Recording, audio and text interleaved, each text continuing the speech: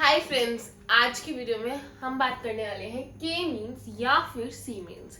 अब I have use C means because आपके syllabus में दो अलग अलग टर्मिनोलॉजीज की तरह इसको पेश किया गया है।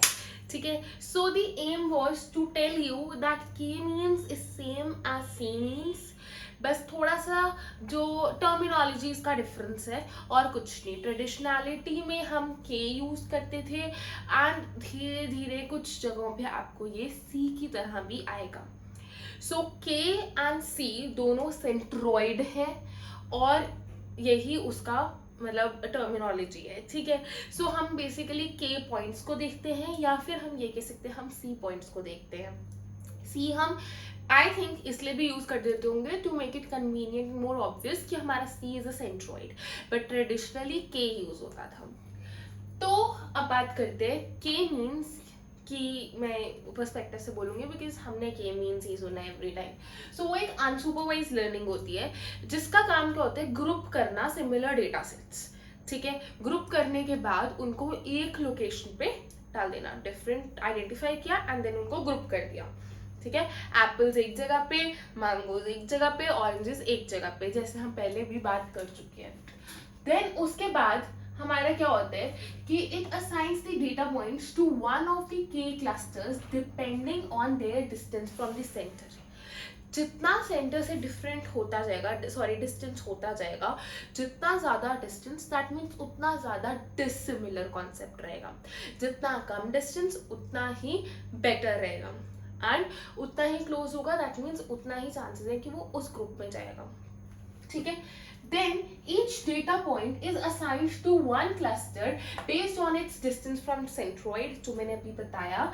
then जैसे ही हमारा ये assign होता है one of the clusters, the new clusters are assigned। उसके बाद suppose कुछ नया आया तो नया assign हो जाएगा depending upon कि वो again किसके closer पड़ता है। देन दिस प्रोसेस आइटरेटिवली होता है जिससे हम ये फाइंड कर सकते हैं कि हमारा बेस्ट क्लस्टर क्या है। कुछ एडवांटेजेस की बात करते हैं तो क्योंकि हम हमेशा एक स्ट्रॉन्गर क्लोजनेस देखते हैं सेंट्रॉइड से, तो ये ऑफ कोर्स एक स्ट्रॉन्गर बॉन्ड बनाता है between the grouped data sets. ठीक है, और स्ट्रॉन्ग कपलिंग होती है। ठीक है, देन ये फास्टर होता है than any other algorithm. Then इसका डिसएडवांटेजेस कि व्हेन डेटा इज ओवरलैप्ड, जब कई बार डेटा में ओवरलैपिंग हो जाती है तब ये यूज नहीं कर सकते हम। एंड ऑल्सो हमें कई बार क्वालिटी क्लियरली डिपिक्टेड नहीं होती। ये बिफोर के मीन्स है एंड ये हमारा आफ्टर के मीन्स है। फर्क ये है कि बिफोर के मीन्स में हमारे पास क्लस्टर्ड फॉर्म में डेटा था, बट वो सॉर्ट हुआ जब हमने के मीन्स के एल्गोरिदम को यूज किया। अब आपके पास एक क्वेश्चन बार बार आ रहा होगा, के मीन्स तो ठीक है, हम कर रहे हैं वो ठीक है, बट के क्या है, कैसे फाइंड करेंगे? देखो, के फाइंड करने के ना आपको याद होगा मैंने के मीन्स में भी बताया था कई कॉन्सेप्ट्स आ सकते हैं लाइक एल्बो मेथड। ठीक है, जो हमारे साथ सिलेबस में आता है वो ये वाला होता है जो मैं अब बताऊंगी, दैट इज हम यूक्लिडियन डिस्टेंस को निकालते हैं।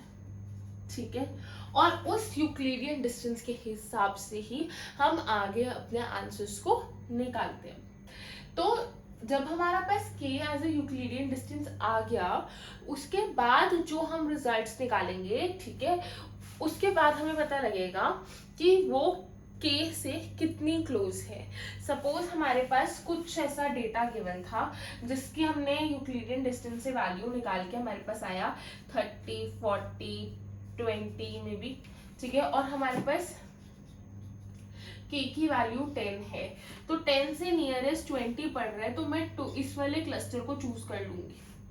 ठीक है, जो नया डेटा होगा कि तुम इधर आ जाओ, समझ रहे हो? इस तरीके से कुछ क्लस्टर्स बनता है, बट हम इसका एक न्यूमेरिकल करके देख लेंगे इफ यू गाइस वांट। तो मुझे बताना मत भूलना। अब इम्पॉर्टेंट पॉइंट्स में क्या आता है कि ये एक सेंट्रॉइड बेस्ड एल्गोरिथम है। इंपॉर्टेंट पॉइंट्स मैंने इसलिए लिखा है कि इसको जरूर इंक्लूड करना। देन हमारे पास है मिनिमम सम, जो हमारा डिस्टेंस होगा कॉरस्पॉन्डिंग टू देयर क्लस्टर्स, ठीक है, मतलब हमें मिनिमम सम ऑफ डिस्टेंस निकालना होता है। इसके साथ साथ आप ये भी लिख सकते हो, मैं यहाँ लिख देती हूँ, ठीक है, इसमें हमारे पास और भी चीजें आ सकती हैं। थर्ड पॉइंट हम ये लिख सकते हैं कि जितना ज्यादा, ठीक है, if it lies in same group means more similarity, ठीक है, and if it lies in different groups, अगर डिफरेंट है ग्रुप्स में तो डिसिमिलर, ठीक है, डिसिमिलर। आई एम सॉरी, थोड़ा क्लमजी हो गया but because of lack of space. Then applications, fraud detection, search engine, customer segmentation, diagnostic systems, इन सब में ये यूज होता है।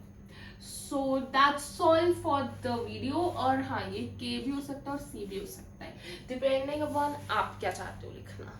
So that's all for this video guys. Next video में हम बात करने वाले हैं कुछ इंटरेस्टिंग टॉपिक्स के बारे में। One of them is apriori algorithm and कुछ हम उनके बेसिस पे कुछ एक आधा टॉपिक और है, हम उसके बारे में भी डिस्कस करने वाले हैं। So please stay tuned and please don't forget to like, share and comment. I guess I was clear explaining this fact and please do give me the feedback. Please like, share and comment and please subscribe the channel. Subscribers are very very important and all the best for your exams again. So please screenshot le lo. Bye bye friends.